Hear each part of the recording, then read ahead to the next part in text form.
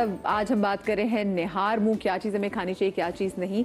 अच्छा डॉक्टर शगुफ्ता, मैं आपके पास, इससे पहले कि मैं गालिब के पास जाऊँ कि जो आज वो हमारे साथ नुस्खा शेयर करेंगे, आप मुझे बताएं कि आपके प्रैक्टिस में निहार मुंह जो पहले 5 मिनट हैं वो बड़े इंपॉर्टेंट है। उसमें चाहे एग्जाइटी हो, चाहे कोई भी बीमारी हो, तो आप उसमें जो स्पेसिफिक नट्स जो आप सजेस्ट करती है, ज़रा मुझे उसकी भी साइंस बताएं कि वो 5 मिनट कोई भी ऐसी चीज़ कंज्यूम करना है, जैसे क्योंकि आजकल की हमारी जो जनरेशन है, जो जेनजी है, स्पेसिफिकली हम ब्रेक में बात कर रहे थे, ये बड़ी सैड जनरेशन है। इनको बहुत जल्दी इनके ट्रॉमास भी हो जाते हैं, छोटी छोटी बातों पे बहुत ज़्यादा नाखुश भी हो जाते हैं। पहले तो खैर एग्जाइटी और नाखुश का ज़्यादा होता है कि आप मुनक्के दे दिए, आपने अपने किशमिश दे दिए, वो खुश करते हैं। तो मुझे बताइएगा कि हम एक तो ये नट्स की क्या साइंस है कि अगर उनको 5 मिनट में लेना है, और खुश रहने के लिए ऐसी क्या चीज़ें जो मैंने निहार मुंह लेनी चाहिए? ठीक है, ये जो मेरा जो इलाज है जिसमें मैं 3 से 5 मिनट के अंदर देती हूँ, वो ये होता है कि जैसे ही वो इंसान उठ के बैठता है, यानी लेटी हुई पोजीशन से वो बैठता है, सबसे पहला जो ऑर्गन ऑन होता है वो जिगर है, और उसी के कुछ मिनट्स के बाद जो चीज़ ऑन होती है वो एड्रीनल ग्लैंड है। यानी जिगर जागता है, उसने तकरीबन उसने 500 काम करने होते हैं, और एड्रीनल ग्लैंड जागता है क्योंकि उसने कॉर्टिसोल ब्लड में फेंकना होता है, जिसकी वजह से हमारी क़ुव्वत फ़ैसला काम करती है और हम पॉजिटिवली काम करते हैं। मैं जो चीज़ें वहाँ पर देती हूँ उनके अंदर एंटीऑक्सीडेंट्स होते हैं, यानी उन्होंने पॉजिटिव काम करना है अंदर जाके। दूसरी चीज़ एक और होती है जिसको हम हाई ओरैक वैल्यू कहते हैं, यानी उन छोटी छोटी चीज़ों की ऑक्सीजन डिलीवरिंग कैपेसिटी जो है वो प्रोवन है साइंस की तरफ। जैसे किशमिश है, मैं किशमिश बहुत देती हूँ, मैं पीनट्स देती हूँ, मैं फिग्स देती हूँ, date depending on the body type, dates देती हूँ, हनी देती हूँ, वॉलनट होते हैं, पिस्ता होता है। लेकिन ये उठने के 2 से 3 मिनट में, और इसकी कुछ और शर्तें हैं। मैं उनको पेशेंट्स को ये कहती हूँ अपने कि आपने कुल्ली नहीं करनी। ये जब आप कुल्ली नहीं करते हैं ना, तो आपकी जो मुंह में जितनी देर आप सोते हैं उतनी देर आपके मुंह के अंदर, हमारे मुंह के अंदर भी माइक्रोबायोम है, वो जो बैक्टीरिया या ऑर्गेनिजम्स जो पेट में हैं वो मुंह के अंदर भी हैं। तो जब आपका मुंह बंद रहता है, जब आप सोए हुए होते हैं 4, 5, 6, 7 घंटे, तो उनकी नई कॉलोनीज़ बनती हैं मुंह के अंदर, वो मल्टीप्लाई करते हैं जब तक हमारा मुंह बंद होता है, वो मल्टीप्लाई करते हैं, और वो जो बैक्टीरियाज़ हैं या वो जो माइक्रोबायोम है वो प्रोवन है कि वो मैदे के अमराज का इलाज करता है, वो तेज़ाबियत का इलाज करता है, वो एच पाइलोरी का इलाज करता है।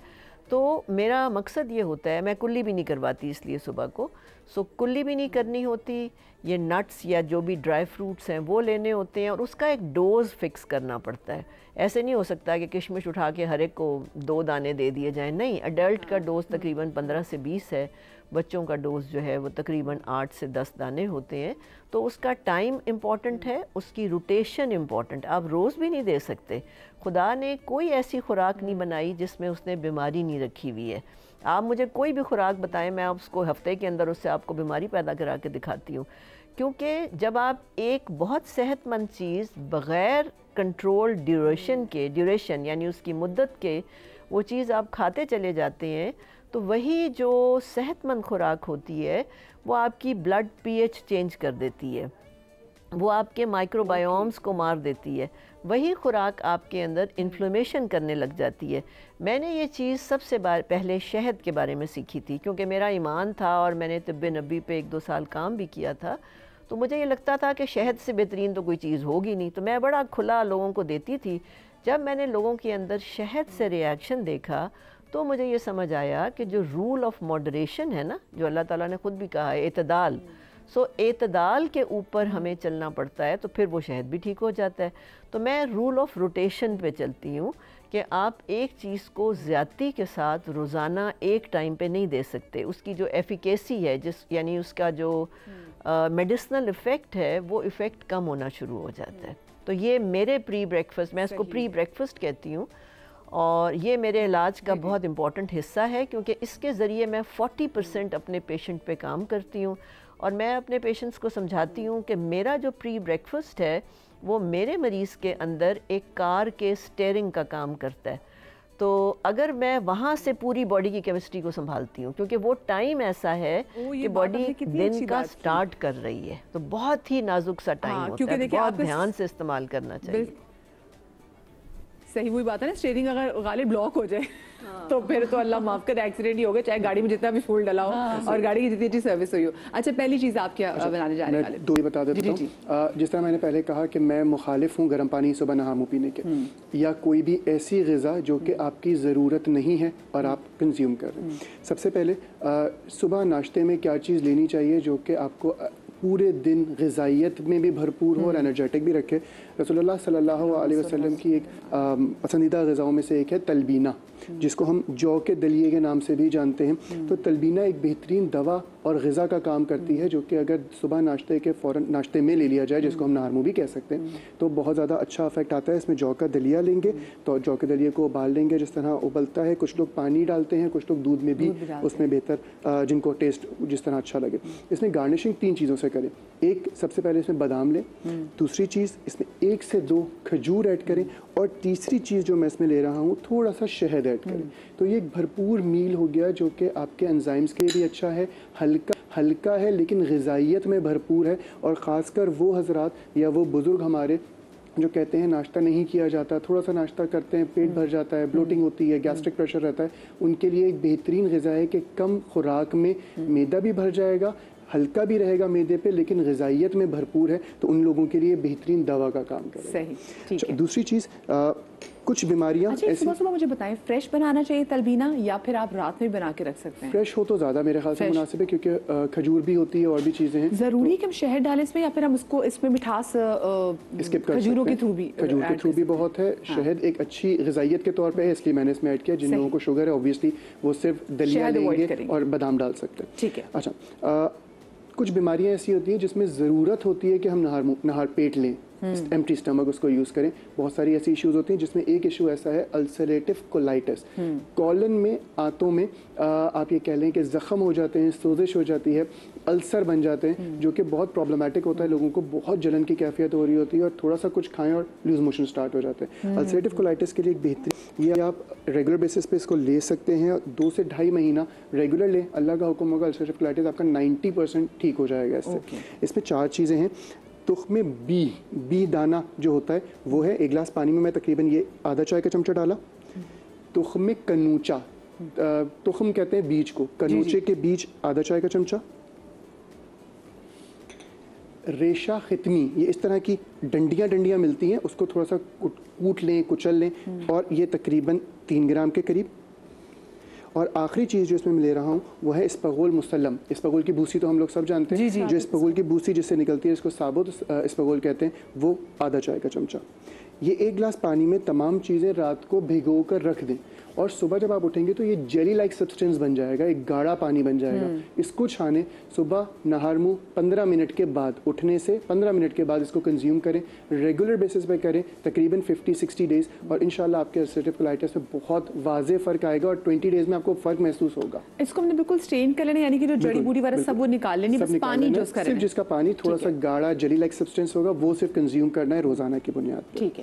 अच्छा, हमने बात की तलबीना की, तो एक और दवा, ग़िज़ा और बेहतरीन एक रेमेडी जिसको हम किशमिश और खजूर से बनाते हैं। रसूलुल्लाह सल्लल्लाहु अलैहि वसल्लम की एक मशरूब तरीन, आप ये कह लें कि पानी या एक मशरूब। इसमें एक तकरीबन एक गढ़ा ले लें। मेरा मशवरा होता है हमेशा कि मिट्टी का गढ़ा हो, वो ज़्यादा बेहतर होता है। उसमें 1 लीटर पानी लीजिए, उसमें तकरीबन 20 से 25 किशमिश ऐड करें। आजकल तो बड़ी प्यारी छोटी सी घड़े से घड़े मिल जाते हैं। हाँ, बहुत प्यारे, जिसमें आपको कुन्ना खा रहे होते हैं ना, कुन्ना निकालें और ये करें, इसमें पानी डाल के किशमिश डाल दिए हमने। ठीक है। और इसमें 3 से 4 अदद मैं खजूर ऐड करूंगा, तोड़ के बीज निकाल के। ठीक है। इसको ओवरनाइट रख लीजिए, और पूरा दिन में ये 1 लीटर पानी है, जिसमें आप पानी दोबारा ऐड भी कर सकते हैं। और सुबह से इसको स्टार्ट करें, रात को भिगो के रख दें, सुबह इसको स्टार्ट करें, तो ये एक बेहतरीन दवा है जो कि आपके बॉडी को पीएच को अल्कलाइन करेगी, डिफरेंट बीमारियों से आपको बचाएगी, स्टमक इश्यूज में बेहतर होगी। लेकिन इसमें यह है कि अगली रात को, जैसे अगर मैंने मंडे की रात को इसको भिगोया है और ट्यूसडे पूरा दिन इस्तेमाल किया है, तो ट्यूसडे की रात को आप इसको फेंक देंगे, यूज नहीं करेंगे। अच्छा, हम किशमिश को फेंक देंगे, खजूरों को फेंक देंगे, हमने खानी नहीं है, खानी नहीं, सिर्फ इसका पानी कंज्यूम करना है। पता चले, क्योंकि ना घर में आपको पता है, जो घर के बड़े बुजुर्ग होते हैं जो कहते हैं बेटा कोई बात नहीं, फलानी चीज बची है फ्रिज में पड़ी, कोई बात नहीं हम खा लेंगे, तो उनसे ये चीज बचा के रखनी, क्योंकि उनको होता है कोई चीज जाया कहना चाहे बेटा हम खा लेंगे। बिल्कुल, मैंने इसीलिए वजाहत की इस बात की। तो ये 3 रेमेडीज बोलेंगे रिस्क ज़ाया हो गया उसका क्या? हाँ नहीं, वो जो उसकी प्रॉपर्टीज थी वो उस पानी में आ गई, हमने खा लिया। ये ना मैं आपको बताऊं, मैं सॉरी गालिब अपनी रेसिपी कंप्लीट करें फिर मैं आपको बताती हूँ। दूसरी चीज़ हमारे यहाँ बहुत कॉमन एक चीज़ है, पानी में रात को भिगो के रखते हैं मेथी दाना, कलौंजी। हाँ जी। ये बहुत अच्छी दवा हो सकती है एनर्जी प्रोडक्शन के लिए भी, डिफरेंट किस्म के हार्मोन्स को भी बेहतर करती है। जिस तरह अभी पूरी डिस्कशन में हमने देखा, गट हेल्थ और लिवर हेल्थ और इन्फ्लेमेशन, ये 3 चीज़ें बहुत अहम रोल प्ले करती हैं हमारी डिफरेंट बीमारियों को पैदा करने के लिए भी। और अगर ये चीज़ें 3 ठीक हो तो हम बहुत सारी बीमारियों से शायद बच भी सकते हैं। तो कलौंजी, जिसके बारे में रसूलुल्लाह सल्लल्लाहु अलैहि वसल्लम ने फरमाया कि हर बीमारी का इलाज है सिवाय मौत के। इसको थोड़ा सा कुचल लें, 1 चमचा कलौंजी, 1 चमचा मेथी दाना, थोड़ा सा कूट लें मैं कहता हूँ ताकि थोड़ा टूट जाए। उसको 1.5 गिलास पानी में भिगो के रख दीजिए। इसमें 1 चुटकी ज़ीरा, सफ़ेद ज़ीरा और 1 चुटकी अजवाइन ये ऐड कर ले, ताकि आजकल हज़म के इश्यूज़ बहुत ज़्यादा हो रहे हैं। तो उसके लिए एक बेहतरीन दवा बन जाएगी, जो कि अगर आप रात को भिगो दें और सुबह से 2-3 घंटे तक कंज्यूम कर लें थोड़ा थोड़ा करके, तो आपके बहुत सारे मसाइल ज़िंदगी के इंशाल्लाह से। सही। अब क्योंकि मेरे पास 1 मिनट है, मैं 1 मिनट में चाहूँगी कि मेरे जो चारों जो स्पेशल जो मेरे पैनलिस्ट हैं उनसे मैं एक चीज़ पूछ लूँ। और वो चीज़ इसलिए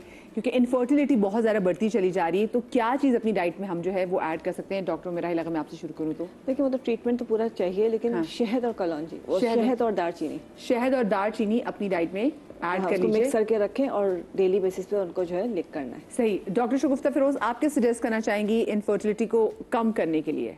जी, इसके लिए आपके लिए जी जो कॉमन वजूहात मुझे नज़र आती हैं उसके मुताबिक जो बच्चियां होती हैं, ख़ास तौर पे लड़के भी, उनका कोई डाइटरी पैटर्न नहीं होता है। वो नाश्ते नहीं करते हैं, वो दोपहर के हैवी लंच करते हैं और वो लेट रात को खा रहे होते हैं।